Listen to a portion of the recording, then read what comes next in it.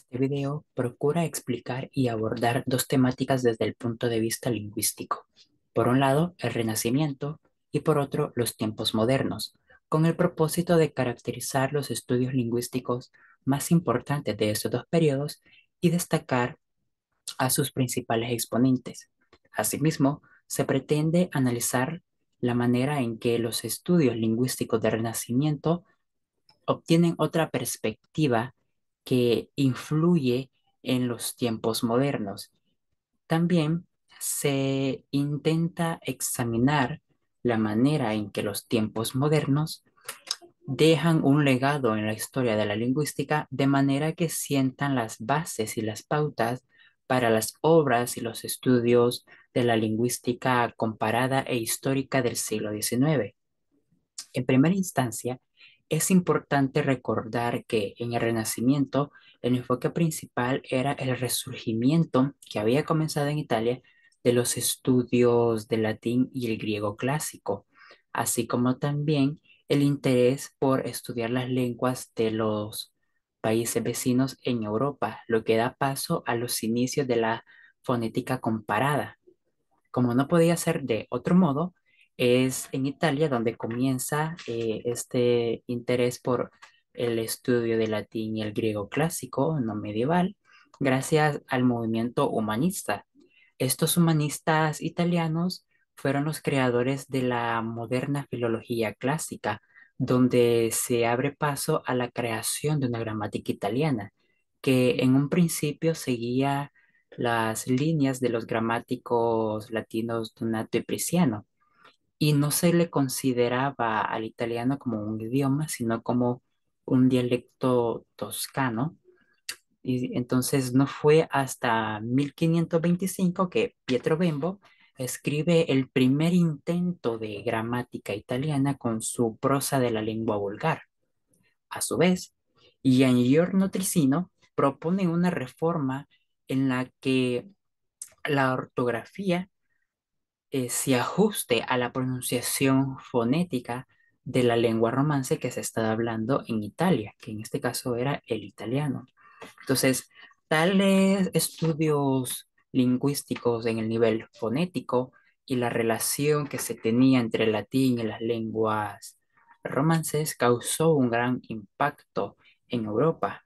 Tal impacto llega a España con Antonio de Nebrija al publicar su Gramática de la Lengua Castellana, en el que ve por primera vez la relación que hay entre la lengua latina y la lengua castellana.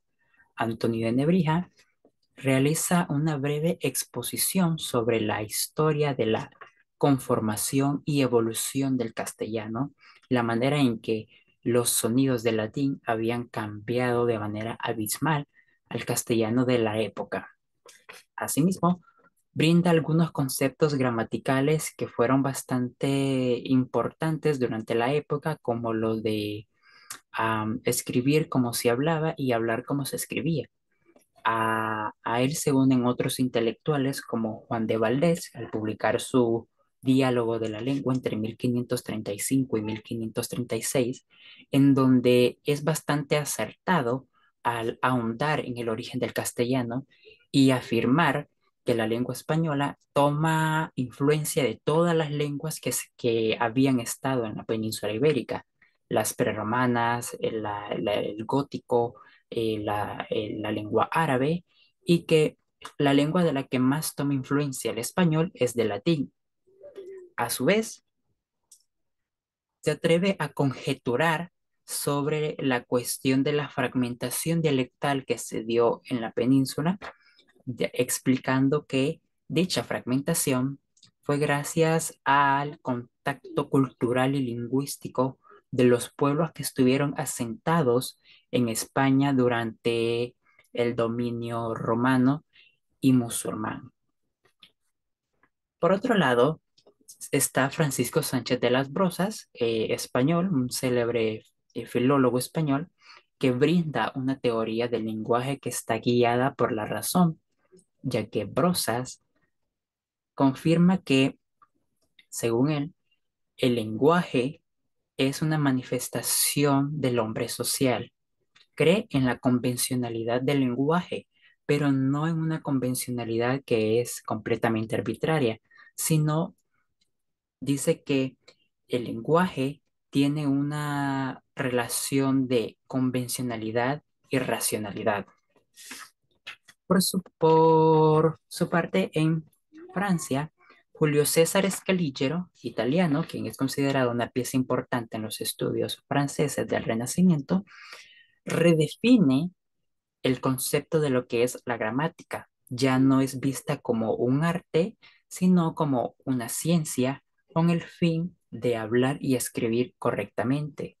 Por tanto, define a las preposiciones como partículas que sirven para indicar lugar, movimiento y reposo.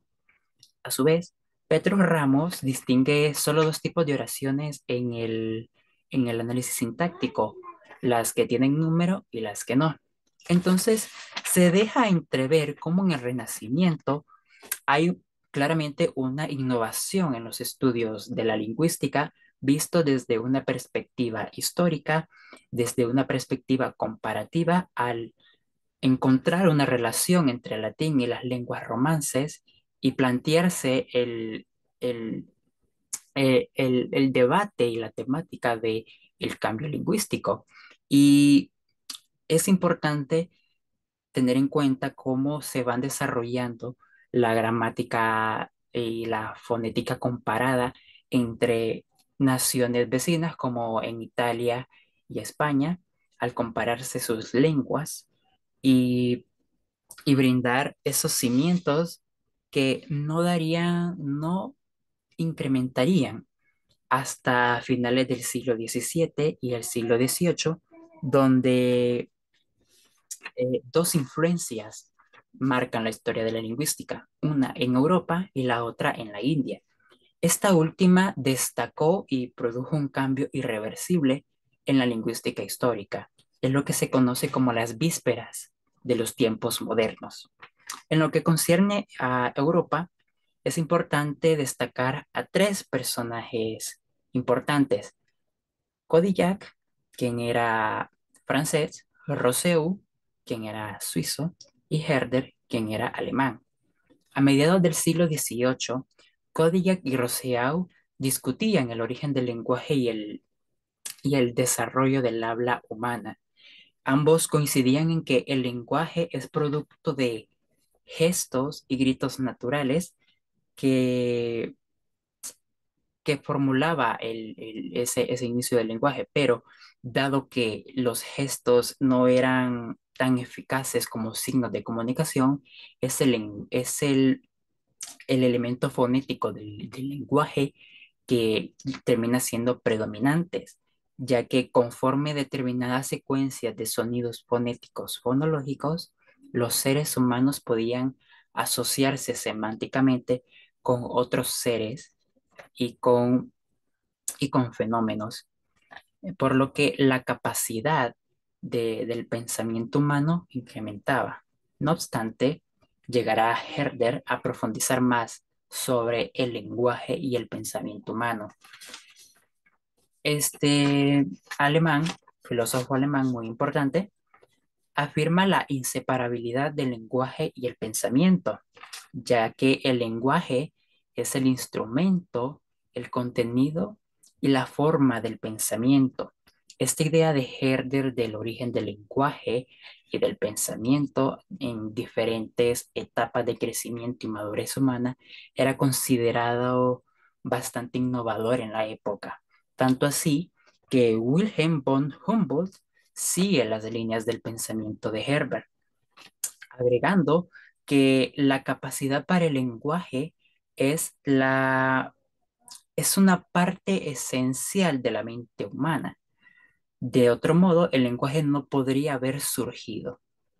Por tanto, también s- es consciente de los estudios del sánscrito y de la lingüística histórica comparada que se estaba desarrollando en la India en ese entonces, y afirma que el sánscrito es la lengua más evolucionada de todas. Y en efecto, es en el año de 1783 cuando el sánscrito llega a su mayor consolidación. Sir William Jones, en este año, 1786, lee el informe de la Real Sociedad Asiática en la que se establecía cierto parentesco del sánscrito con el griego, el latín y las lenguas germánicas. Es importante aclarar que la lingüística en la India no era completamente histórica, ya que los temas de la lingüística descriptiva se trataban con bastante detalle en la India. Un ejemplo de ello es en aspectos como la fonética y la gramática y la teoría, cuando estos se llevaban en práctica, los hindúes iban por delante de cuanto se había logrado saber en Europa. Estos estudios llegan a su mayor auge con la gramática de Panini, quien es el lingüista de mayor reconocimiento de su nación, cuya obra es la más importante de la lingüística india. Lo que se diferencia de los pensamientos y de los estudios griegos con los hindúes es en que los hindúes eh, estudian y analizan con bastante minuciosidad y detenimiento los sonidos del sánscrito, agregado a esto que Panini establece todo un inventario fonológico de esta lengua, porque se veía como un idioma de prestigio que quería mantenerse fijo, lejos de la corrupción dialectal, y era visto como una lengua perfecta. Por tanto, ese inventario fonológico que establece Panini es bastante importante porque por primera vez se formula un estudio fonético y fonológico de una lengua bastante completo en cuanto a los sonidos. Entonces, dado que estos fonemas que los determinaban todas las reglas que había establecido Panini en patrones sonoros, constituían los morfemas. Entonces es aquí donde Panini comienza a estudiar la morfología y veía cómo las bases nominales y verbales, las raíces, los afijos, se introducían por medio de reglas que le competían a esta rama de la lingüística. Por tanto, se puede concluir que los estudios del Renacimiento efectivamente innovan el concepto de lo que es la lingüística en general. Se preguntan acerca del cambio lingüístico que hay. La lingüística es vista desde un punto de vista histórico y comparativo, desde cómo se puede estudiar la lengua comparando cómo hablan los hablantes de los países vecinos y hacer comparaciones y diferencias entre esas lenguas romances. También se deja entrever cómo la gramática estaba siendo redefinida y vista ya como una ciencia.